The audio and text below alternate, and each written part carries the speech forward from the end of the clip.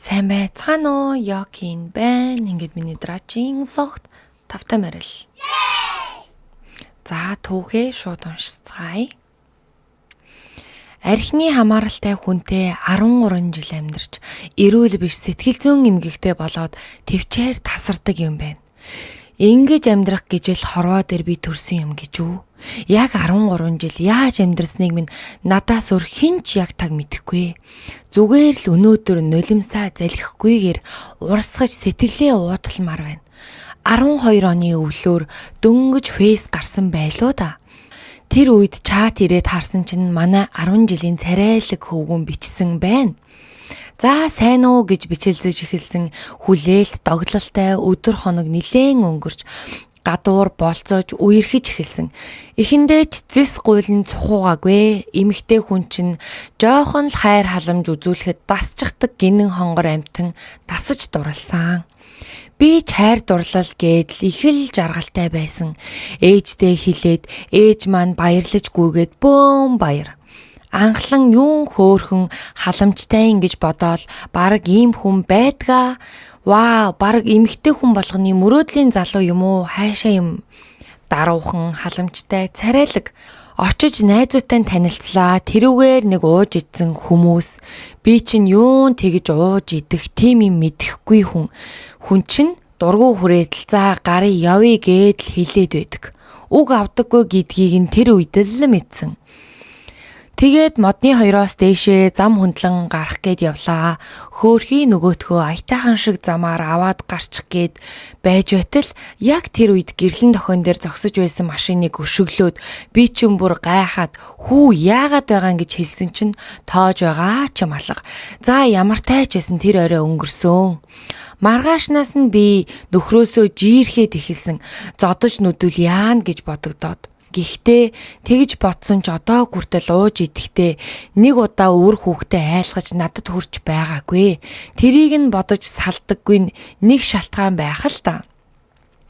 Тэр үедээ дурлцсан хүн чинь салаад явж чаддгүй юм блэ. Жижиг сажиг зүйлсийг уучлсаар ирсэн. Нэг өдөр бит хоёр муудсан. Би гэрлүүгээ явхаар болоод салахаар тэрүүхэн тэндээ шийтчихсэн ирсэн.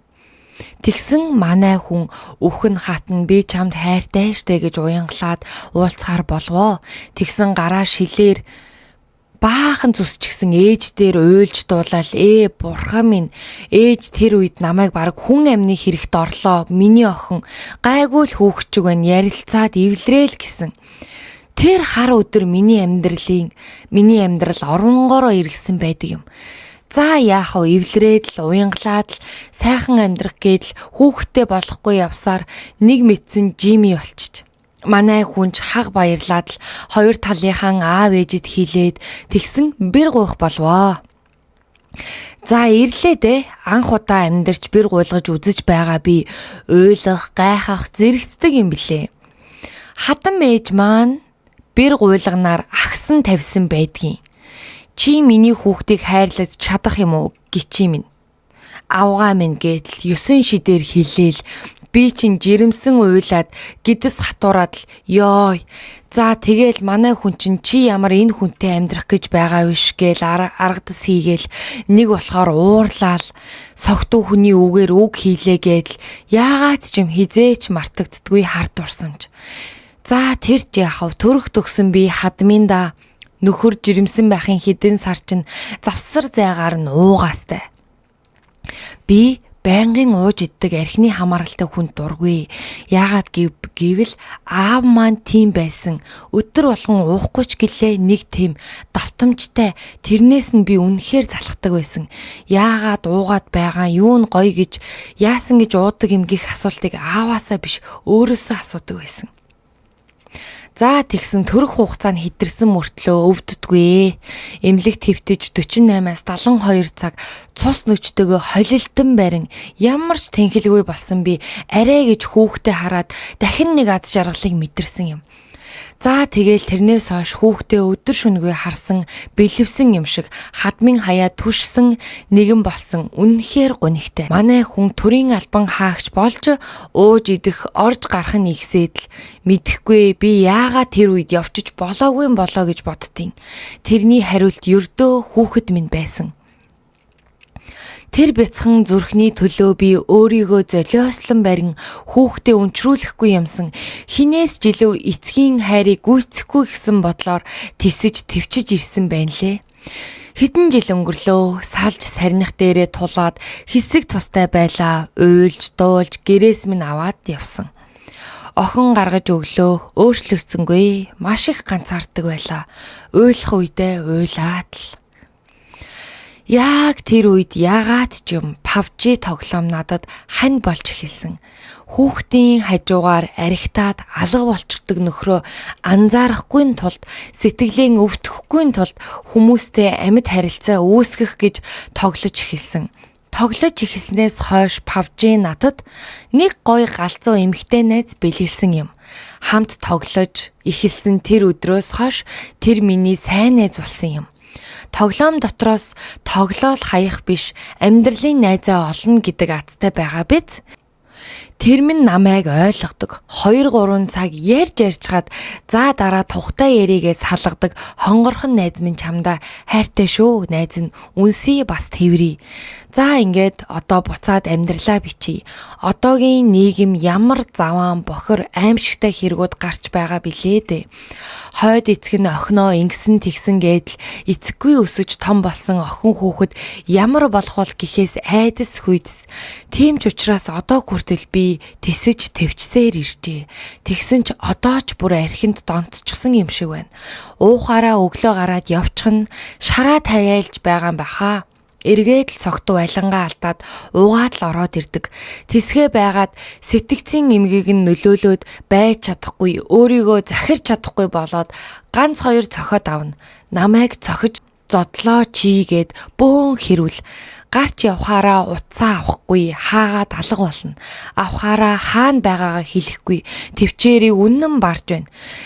Нэгэнт энэ амьдрал гоё сайхан болохгүйгээс хойш охиндоо хэлдэг үг нь арх удаг хүн бол үнэхээр хань болохгүй. Архиа сонгоод явдаг юм. Ээжийнхэн амьдралыг битгий давтаасаа энэ амьдрал надаар дуусах гэж л бодох юм да. Энэ бол миний бодит амьдрал эцсийн эцэс гэж хэлэхэд охтууд минь арх удаг хүн битгий сонгоорой. Хөвгүүд нь арх битгий уугаасай. Арх уудаг хүний хажууд хизээч хүн сэтгэл амар амьдрдаггүй юм шүү. Сэтгэл түгшээстэй, ууралсан, бухимдсан, сүүлдээ өөрийгөө ч танихааргүй сэтгэгцийн эмгэгтэй болоод дуусна. Өөрийгөө хайрлаа зөв шийдвэр гаргаж байгаарай л гэж хэлмээр байна. Эцэг эхчүүд минь хүүтэй бол хүүдээ сайн хэл захиж байгаарай. Архийг чи уудаггүй маа. Арх чамайг уудаг гэдгийг охин өрийнхээ нулимсыг харахгүй тулд охиддоо ойлгуулж арх уудаггүй хүнийг сонгоорой гэж дахин захиж хэлмээр байна. 13 жилийнхин амьдралыг хагас хугас нулимсаа урсган барин бичлээ.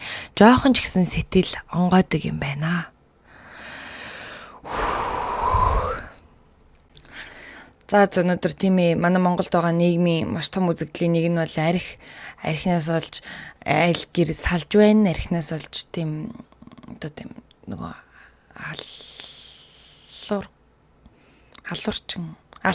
аллаг гарч ийн. Тэгээ архинаас олж ерөөсө болж байгаа юм байхгүй. Архинаас олж болдог юм ер нь байхгүй. Гэхдээ тунгийн тааруулаад хэрэглэх юм бол болдог юм бас байгаа. Тэгэхээр манайхан тунгийн тааруулж хэрэглэх хэрэгтэй. Гэхдээ энийг яг арх удаг хүмүүс бол энийг сонсохгүй болохоор би үг хэлээд нэмэргүй. Яг уу сонсож байгаа хүмүүс маань те арх гэдэг бас л амьдралыг алж нэг нэгэндээ жоохон хайртай баймаар ингээд 40-50 жил амьдарч ийж би ингээд хорвоод хосоороо амьдраа гэд ингээд заяагаад өгцөн тавиланг би ганцаараа туулмааргүй байна. Тэгээд тийм тавилангаа ингээд хосоор амьдрдаг тавилангаа туулах гэхээр нэг юм архичин юмнуудтай амьдрмааргүй байна. Ингээд энэ амьдралаа үрчгэр яахаа мэдхгүй ингээд гацаанд орж ийн.